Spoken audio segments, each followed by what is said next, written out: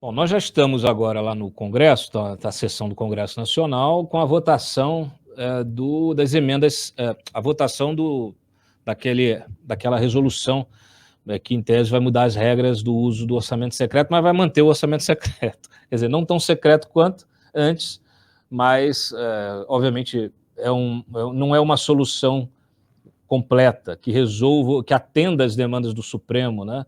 A gente bateu muito nessa tecla na semana passada, mostrou que eles não queriam abrir os detalhes dos beneficiários, dos encaminhamentos de mais de 10 bilhões em emendas secretas em 2020, 2021.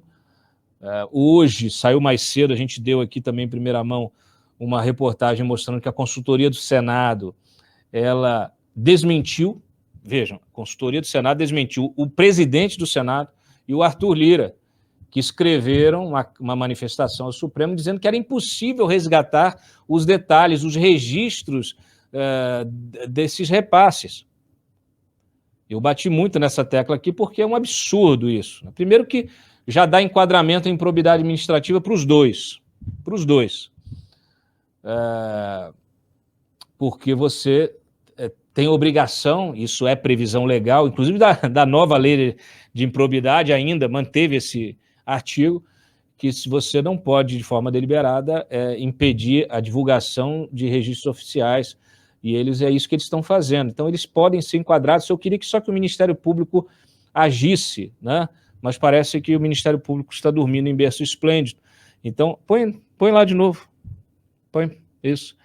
Então, a própria consultoria do Senado, então, desmentiu o presidente do Senado e o presidente da Câmara e disse, olha lá, que eles descumpriram a decisão do Supremo, né, que nem mesmo o projeto de resolução que será votado hoje pelo Congresso seria suficiente para resolver o problema da divulgação dessas emendas, uma vez que a proposta atende às determinações do STF em grau parcial ou insuficiente.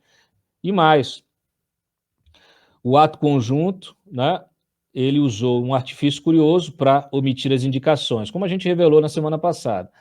Ao invés de tentar rastrear e identificar o nome do deputado, foi inserido no campo do autor da sugestão das emendas, né, um código de identificação da emenda parlamentar.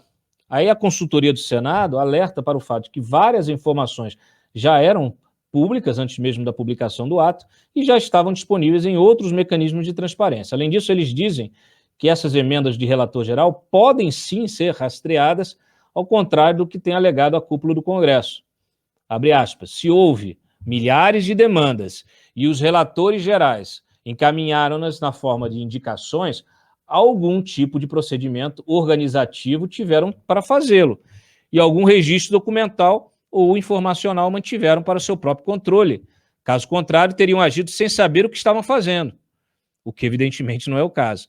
Nada, absolutamente nada, obsta que sejam publicadas essas informações, o texto assinado pelo Fernando Moutinho Bittencourt. É muito, muito importante isso, por quê? Porque quando eles fazem uma coisa assim, eles estão jogando a responsabilidade para os técnicos, que também têm responsabilidade compartilhada na organização, né, dessas informações, que são informações públicas, que pertencem à sociedade. Não tem esse negócio de, eu peguei 1 bilhão e mandei para onde eu quis e escrevi num papel de pão e joguei no lixo. Se o fizeram, essa gente tem que ser responsabilizada, tem que ser processada e condenada. E dá ciência do destino desse valor. Para onde foi, onde está. Imagina, de que a gente está diante de uma coisa absurda. Né? Então, fica aí, é bom que se diga. Aliás, a gente já tem um trecho aqui dos debates lá, né? No Senado, tem um VTzinho do Alessandro Vieira. Solta, por favor, Freitas. Senhor presidente, antes de mais nada, agradeço pela oportunidade. Faço de logo um registro. Lamento muito ser Vossa Excelência a presidir essa sessão. A sua biografia não é compatível com a presidência dessa sessão específica. E faço de logo a observação formal. Essa sessão é formalmente inconstitucional. A solução encaminhada pelo colega Marcelo Castro, da mesma forma, se mostra inconstitucional. E está na base, porque, evidentemente, nós temos, neste caso, uma emenda parlamentar não prevista na Constituição, sendo utilizada para manobras políticas em valores absurdamente elevados.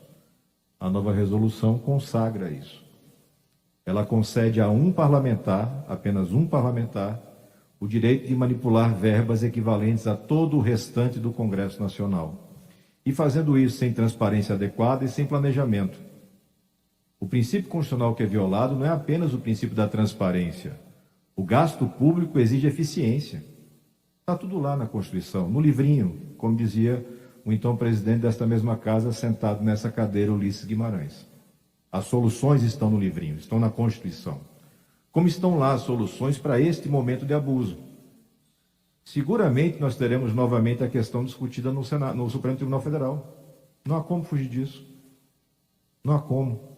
Não existe espaço constitucional para verbas deste tamanho manipuladas em emendas que deveriam servir apenas para corrigir erros e omissões. Não há como fazer esse exercício. É um assinte imaginar que o presidente do Senado da República, o presidente da Câmara dos Deputados, tenham se unido para mentir ao Supremo Tribunal Federal. Porque é mentira que não é possível identificar autorias dos pedidos das emendas que movimentaram mais de 30 bilhões de reais nos últimos 2 anos. Nós não temos direito aqui no Congresso Nacional, perante os brasileiros, perante a Constituição que nós juramos defender, e fazer um papel de besta. Como se fôssemos crianças, inocentes, que não soubéssemos que 30 bilhões de reais passaram por essas mesas e ninguém anotou, ninguém registrou de onde ia, para onde vinha. Não existe isso. Veja o tamanho do assinte, o tamanho do incidente institucional que se cria por um apego patrimonialista. Não é a palavra de uma ministra isoladamente. É o Pleno do Supremo Tribunal Federal que disse que este é sim um orçamento secreto, inconstitucional, inaceitável. E agora as casas se unem numa sessão irregular, numa sessão que per si é irregular, inconstitucional, para tentar dar um verniz de legalidade àquilo que é flagrantemente inconstitucional. Então, lamento demais. Lamento que o nosso relator, querido colega Marcelo Castro, não tenha aproveitado a oportunidade para realizar aquilo que eu sei que é interesse dele. Garantir a boa aplicação do recurso, a transparência plena. Poderíamos ter avançado mais. Sei que não avança pelas condições políticas, enfim, ele faz parte, como todos nós fazemos, de agrupamentos políticos. Mas eu não posso deixar, senhor presidente Marcelo Ramos, de registrar que, neste momento, novamente, o Congresso Nacional nega aos brasileiros o mínimo respeito. Os colegas que me antecederam e citaram o emprego das verbas como algo virtuoso, a alegria de poder levar recursos para os seus estados. Eu venho do menor estado da federação, Sergipe, um estado pobre. Queremos qualquer tipo de verba que possa chegar, mas dentro da lei. Eu não posso admitir que num ano o Amapá seja o principal estado da federação e no outro seja Minas Gerais, com Alagoas atravessando esse caminho, como se fosse este o meio adequado de usar o recurso que sai do bolso de todos os brasileiros. Não é. Não é. Nós temos hoje, no Brasil, um problema institucional gravíssimo. E depois saem reclamando da defesa da democracia, dos atentados à democracia. Nada atenta mais contra a democracia do que o mau uso do recurso público. Nada. E estamos todos aqui, de uma forma ou de outra, assumindo essa postura equivocada. Então eu peço, venha ao nosso relator, peço aos colegas apoio para que se vote o substitutivo e faço mais um registro. A mesa está atropelando o regimento do Senado, ao não acatar os requerimentos de destaque de bancada. A interpretação é sistemática. Regimento comum omisso se aplica o do Senado, omisso do Senado da Câmara. O regimento do Senado é claro ao prever o destaque de bancada. E, infelizmente, a mesa segue orientação equivocada. Obrigado, senhor presidente.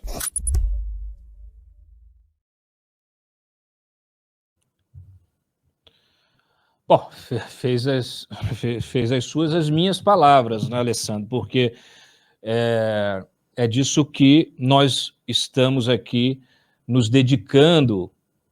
Curiosamente, o único veículo de imprensa que dedica o espaço necessário a essa pauta. Eu, sinceramente, me assusto, fico assombrado com colegas de profissão que acham que está tudo bem e que registram isso, registram as falas, registram esses bastidores como se estivessem lidando com a aprovação de um projeto ordinário. O orçamento é a base do sistema. Não é é só mais um item da pauta. Não. O orçamento, ele existe dentro do contrato social. As pessoas se reúnem em sociedade, criam o Estado, pagam os seus impostos para esse Estado ordenar as prioridades e devolver isso. Eu sei que é chato ficar repetindo isso, mas tem muita gente que não tem essa noção. Tem muita gente aqui do nosso chat que é esclarecida, mas tem muita gente que não conhece isso. Muita gente que não sabe dos seus direitos. O orçamento que é feito anualmente no Congresso Nacional, ele é a base do nosso Estado democrático de direito. Sem ele, nada não existe. O Estado não paga suas contas, não tem serviço, não tem nada. Não tem nada. Acabou. Então, você admitir que a base, que esse instrumento orçamentário, que regula todo o resto, ele seja discutido a portas fechadas, que ele seja direcionado em emendas sigilosas para beneficiar os desconhecidos, para aplicações tão desconhecidas quantas, é simplesmente inadmissível. É intolerável. Não cabe. Aí eu fico assustado porque um cara como o Rodrigo Pacheco, que é presidente do Senado, diz que a emenda do relator é lícita e que vai salvar muita gente no Brasil. Olha, se isso aí não é uma absoluta inversão de valores, eu não sei o que é, Pacheco. Porque, assim, você pode até brincar com as frases, com as palavras, para tentar enganar meia dúzia de desatentos, mas não a mim e não aos nossos repórteres, nossos jornalistas aqui do Antagonista, porque a emenda do relator em si, a RP9, é lícita. Óbvio que é lícita, né, Pacheco? Óbvio, ela está presente lá, mas não da forma como ela tem sido utilizada. E eu já disse isso várias vezes e o Alessandro acabou de repetir ali em plenário. A RP9, ela era para ser utilizada para ajustes orçamentários. Alguns milhões aqui, outros ali, de coisas que acabaram dentro de uma peça orçamentária que é complexa e gigante. Você, às vezes, esquece, né? Aí vai um ministro, um deputado, fala assim, olha, faltou aqui o dinheiro que tem a previsão legal para que seja alocado. Aí você, para não ter que mexer na peça inteira novamente, você alocava isso na RP9. E o que os seus colegas espertalhões, que acham que são mais malandros do que o resto da sociedade, descobriram que poderiam fazer? Pegar uma fatia enorme do orçamento, tá aí, 28 bi, né? 28 bi. E resolveram enfiar dentro dessa gavetinha. Essa era uma gaveta desse tamanho. E o que vocês, deputados e senadores, fizeram foi pegar ela e abrir e enfiar bilhões dentro dessa gavetinha. E isso é ilegal. E isso não pode. E não divulgar a aplicação desses recursos é ainda pior. Então, assim, eu sinceramente, eu lastimo pelo jornalismo desse país que não se escandaliza com isso. Se eu não puder me escandalizar com isso, eu vou embora, vou fazer outra coisa.